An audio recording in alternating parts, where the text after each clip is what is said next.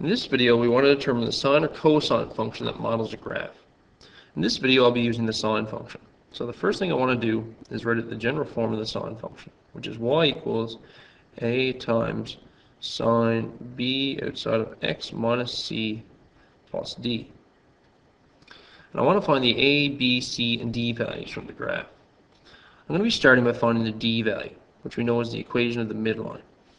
So to find the equation of the midline, I want to start by looking at a maximum value, which in this case is y equals 4, and comparing that to the minimum value, which in this case is y equals negative 2. And what I want to do is find the halfway point of those.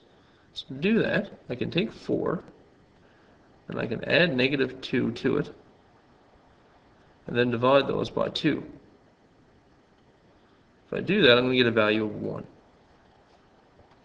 So that would mean that my midline would cross right here at 1. Once I have the midline, it'll be easy for me to find the a value, which represents the amplitude, since I only have to find the distance that my max or min is away from this line we just drew, or just put on the graph. So looking at the graph here, I can see my max is at 4, my midline is at 1, for a distance of 3. If I wanted to show this mathematically, I could just take a value of the maximum, subtract the minimum from that, and I'll get that the a value is equal to 3.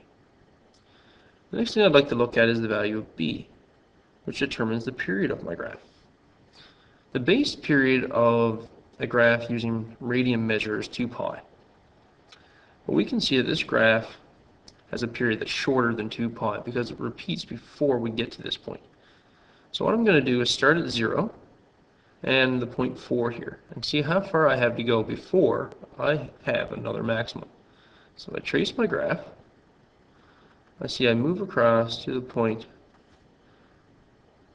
pi and 4, and I get repetition. So that means the period of this graph is pi as opposed to 2 pi. So to find the period now, what I want to do, or the b value, is compare the old period, or the base period of 2 pi, to the new period of pi. And they're going to cancel, and that's going to give me a b value of 2. So now I have the a value, the b value, and the d value. The last thing I want to find is the c value. And the c value represents how my graph has been shifted.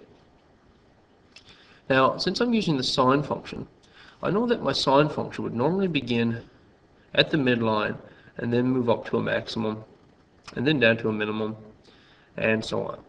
But that's not happening. I'm starting at a maximum in this case. So what I'd like to do is find out, where is that 0 point? Where has it been moved? I can see it's been moved back, but how far back has it been moved? Well, this point now is halfway between 0 and negative pi over 2. So what's happened here is that my graph has been shifted to the left by pi over 4. In other words, we've got a c value of negative pi over 4.